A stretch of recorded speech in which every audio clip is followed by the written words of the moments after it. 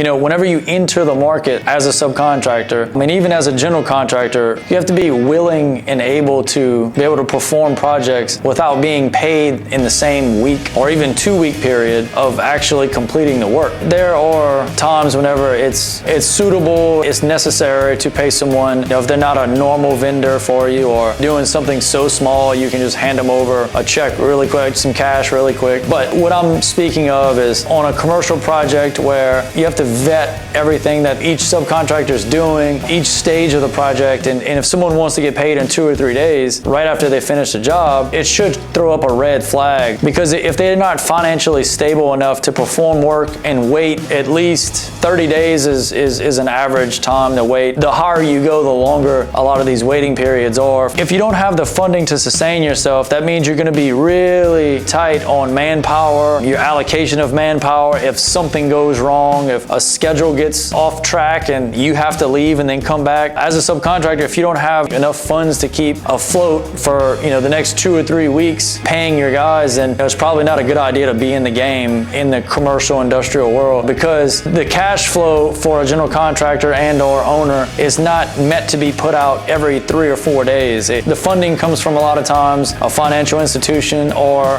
from the owners themselves that may have cash. But even though, you don't want to aggravate someone and ask for money every 3 days or so.